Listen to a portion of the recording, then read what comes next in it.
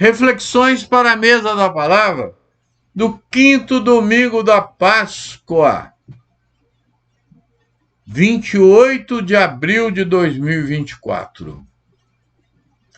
Sem mim nada podeis fazer. Tem uma historinha do Dom Helder Câmara nos tempos do concílio que eu gosto de lembrar.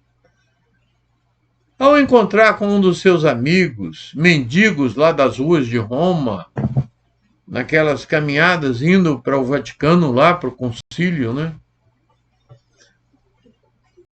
Ele virava para o mendigo e falava assim: meu amigo, diga-me algo da parte de Deus nesta manhã.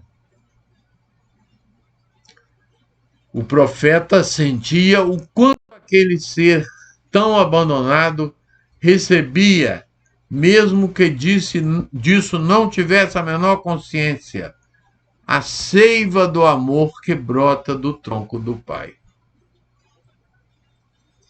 Da mesma maneira que víamos na semana passada, Jesus descansando por perto de pastores com as suas ovelhas, neste domingo iremos contemplá-lo a admirar as videiras. Ao observá-las, virá nos falar de variadas situações básicas para a realização do ser humano. Nenhum de nós é ilha e consegue viver independente dos outros. Os frutos serão mais abundantes quando ocorrer sinergia, a evidência de que, para o crescimento, é necessário que haja poda, a força da oração de petição e, por último, a necessidade primordial que temos de estar unidos a Deus. Ao rezar estas intuições. Primeiro, este evangelho me traz a impressão de que João escrevia diretamente para nós, homens e mulheres do século XXI. Vivemos tempos nos quais impera o individualismo. Sem sombra de dúvidas, uma das mais fortes características da chamada pós-modernidade.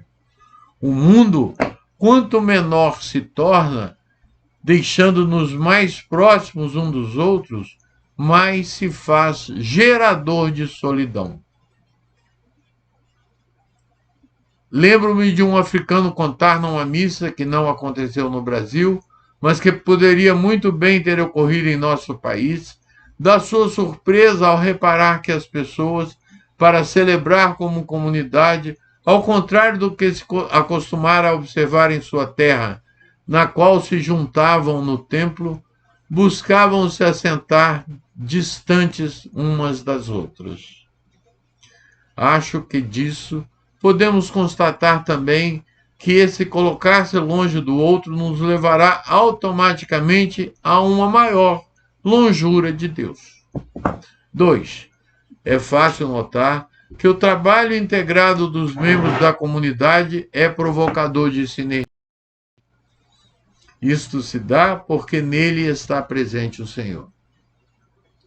Por isso, na comunidade, quando nos colocamos na confiança de que sem ele nada podemos, 2 mais 2 serão sempre mais do que 4. Há um ditado terrível a nos demonstrar nosso individualismo. Nunca que poderia ter vindo dele. Neste triste equívoco, se costuma dizer que a vida se dá assim, cada um por si e Deus por todos. Não se pode viver na videira sem se estar ligado aos irmãos. Esta ligação pode viver na videira sem se nunca que poderá ter vindo dele. Neste triste equívoco, se costuma dizer que a vida se dá assim, cada um por si e Deus por todos. Estou repetindo. Não se pode viver na videira sem se estar ligado aos irmãos. Esta ligação provoca compromisso com todos e propicia a maravilha da multiplicação dos bens produzidos, como no milagre dos pães e dos peixes. Juntos podemos muito mais. Em Deus somos seres focados no infinito.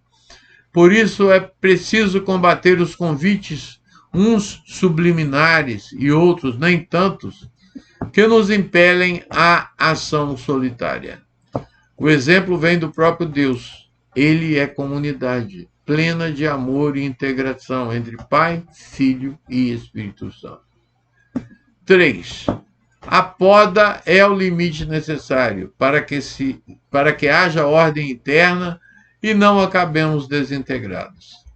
Tal fato se dá quando se atua indiferente ao tronco, que a todos reúne. A sociedade, cada vez mais permissiva, não vê com bons olhos a poda do crescimento. Exemplo disso são os pais e mães que, em nome de uma pretensa liberdade, tudo permitem aos seus filhos. São geradores de adultos incapazes de conviver com a falta e a frustração.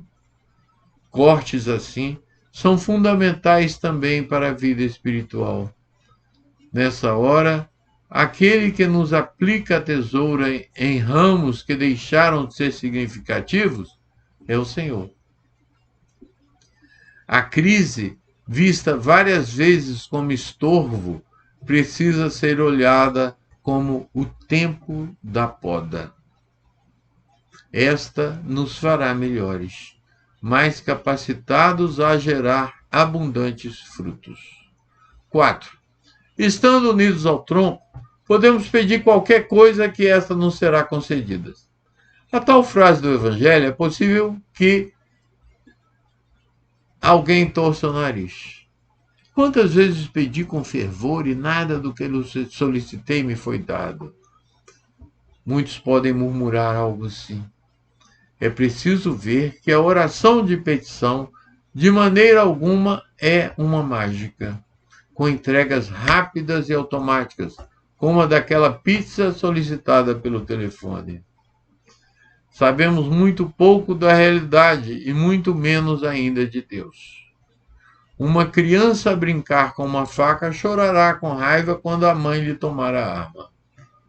Inocentemente usada como brinquedo, mas que poderia lhe fazer muito mal. Deus vê muito além daquilo que nossos olhos são capazes de enxergar. Ao olhar a estrada da vida já percorrida, pode se deparar com surpresas. Fatos vistos à época como absurdos, iluminados por novas percepções trazidas pelo tempo, a experiência e a fé, apresentam-se carregados de sentido e significado. É preciso observar também que a oração acompanha o crescimento humano. Um adulto não pode rezar como se fora uma criança. 5. É impossível que haja vida onde não esteja presente a misericórdia criadora de Deus. Num exercício absurdo, poderíamos imaginar que por 1/1000º de segundo ele cochilasse e descuidasse da gente.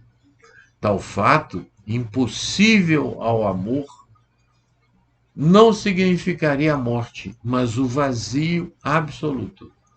Seria como se nada, nós, é claro, incluídos, houvesse algum tempo existido. Nada teria existido, nada teria vivido, nada teria acontecido.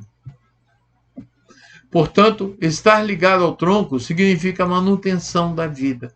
Ramo separado seca e em pouco tempo nem sua cinza existirá mais. Mas essa metáfora tão rica de Jesus não diz tudo. É preciso dar um passo adiante nela.